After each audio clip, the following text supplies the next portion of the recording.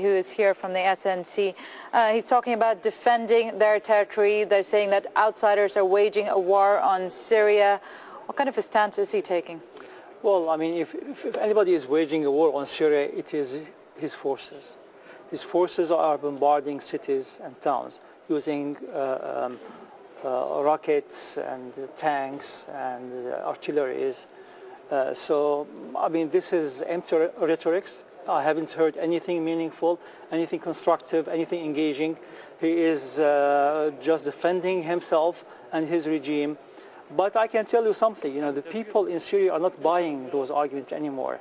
Today, half of Damascus is in a general strike. Shops are closed. The same thing in Aleppo.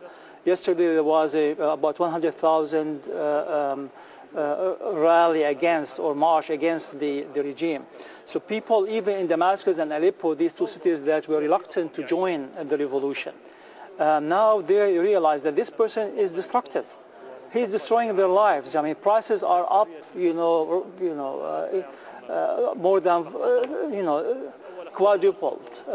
People are suffering because there is no food, there is no fuel. And he continues to argue this empty argument without, in fact, inviting the opposition that is responsible for any reform he attempted, but attempted half-heartedly, just as a sham, as a show. He has not, admitted any mistake. He didn't say, well, we made a lot of mistakes, many people have died. These are Syrians, these are our people. We need to do something together. I'm willing to negotiate with the opposition. He now branded the opposition again as terrorists, although we know that those gangs, the armed gangs that he let loose, are running under the protection of his military. Hula was bombarded by the military, and the Shabiha, or the paramilitary that are supporting Assad, went and killed the kids and the women. So a person like that, how could you negotiate with him? How could you reason with him? Clearly, what I heard today is really empty rhetoric and nothing substantive, nothing useful. I want to bring in Rosalind Jordan from our Syria desk. Rosalind, I want to go back to this. Now, we can also bring in Louay Safi, who's with the SNC, the Syrian opposition, who have been calling for President Bashar al-Assad and his government to step down since the start of the turmoil in Syria. Tell us what your reaction so far is to what he's been saying for the past half hour. Well, I think I can summarize the whole talk he gave by one sentence. We all, recall from history that the absolute monarch Louis XIV, that was wrote down by the French Revolution, is reported to have said, "I am the state." Now I hear Bashar Assad saying, "I am Syria," and anyone who wants me to step down, criticize me, is having conspiracy against Syria and must be silenced, is a traitor, is siding with the outside world that is united against me because I am Syria. So I think it's a very absurd argument. He is definitely taking the line of his own TV stations like Dunya, who are reported to put sheer lies. He is now deceiving the people. He is deceiving himself. He is delusional. He is not realizing that his actions are the cause of all the troubles, that the troubles of Syria is because of him. He is not realizing that he is one person that must step down to leave room for a new beginning for Syria. In a country where the president respects themselves, the president who have responsible for 50 people dying in the country would resign. But he, after 15,000, continues to say, well, it's all against Syria, against, I am Syria, so let us not talk about it, and let us, continue the course of fighting the people because they don't want me. This is the point I want to make. What he said during his speech is that he's not afraid to get his hands dirty with blood, saying it is necessary, a different approach to what is happening if people are just getting killed. Well, I mean, we tried everything possible. Our first hope was to engage in negotiation, but the president talked about hiwar, but never delivered. It was just talk to appease the international community so they don't increase sanctions, but now the world have increased sanctions. Syria economically in a very, very bad shape. People are suffering. And so I think what's happening now is that more people are taking up arms. There are more people fighting this regime, and weapons are getting into Syria, and I think that is dangerous for the whole country and for the people he claimed to represent.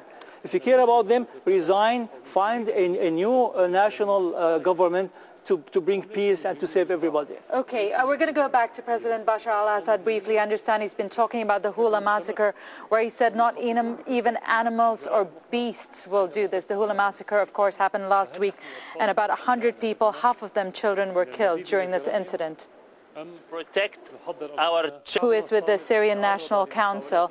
I want to talk about the international pressure that he is under and the fact that Hula, the massacre, the incidents in Hula has brought a lot of the international community to the table to discuss what kind of action can be taken. Meanwhile, President Bashar al-Assad, as you heard there, is calling for unity, saying that they can fight off any problems with unity. Very problematic concept. Civilized people are united. Well, civilized people don't live under a government that kills and use tanks and rocket launchers against protests. I mean, if he should look at the mirror and lecture himself. He's lecturing the country about something he is not qualified to do. So I hear now, really, he's saying now, he was just saying that the end is near. I believe the end is near, and that would be the end of his regime, the end of the state of fear, the state of brutality that the people of Syria has been suffering. More people inside the country are rejecting his regime. They have come to the realization that the only hope for a better future is without Assad. Unfortunately, somehow in his mind, he thinks that Syria cannot live without him. He is essential, central. Everything has to happen around him and with him. And that's really a sign of dictators. Many people, I was among those who initially in his term, when he came to become the president, thought he was a reformer, thought that he was interested about democracy and development. But now listening to him, he is willing to destroy the whole country so he stays in power. Why is that? Because he's a dictator. If he was an ordinary president, who believe in reform and democracy, he would have said, well, enough is enough. If I am, if I couldn't solve the problem, let me step down and allow somebody else. That's what we are asking for. Let somebody else come to solve the problem, because you have shown that you are incapable of reform, incapable of engaging with the opposition, don't understand what democracy is about, and you have been elevated by your supporter to become, larger than Syria. So they call Syria al-Assad. Syria al-Assad, the Syria of Assad.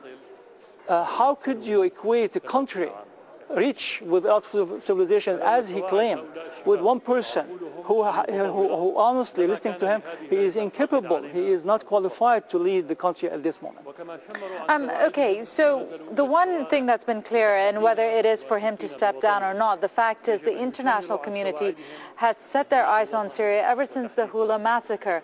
And President Bashar al-Assad did mention it in his speech. Can you tell us how you feel he dealt with it? And I would see a lot of the speech as a response, the fact that it's being broadcast, as a response to the international pressure that he is under at the moment. Well, this is a response to all of the international pressure that really has reached a new level in the past week. Of course, there's no concrete decision on what to do about that.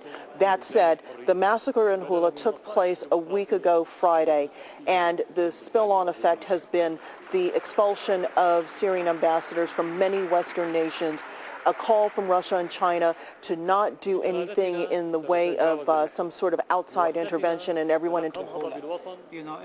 I expected him, if he really cares about people, to sort of express remorse and express sympathy to the people. He has not even done that to the people of the Hula. And on top of that, his spokesman, when he asked for international investigation, he refused to allow it. So they want to cover the crime and blame it on the outside world and on the opposition. Louay Safi from the SNC, thank you so much for taking the time to talk to us. And Rosalind Jordan from our Syria desk, thanks so much for being here. We're, of course, responding to President Bashar al-Assad's speech. President Bashar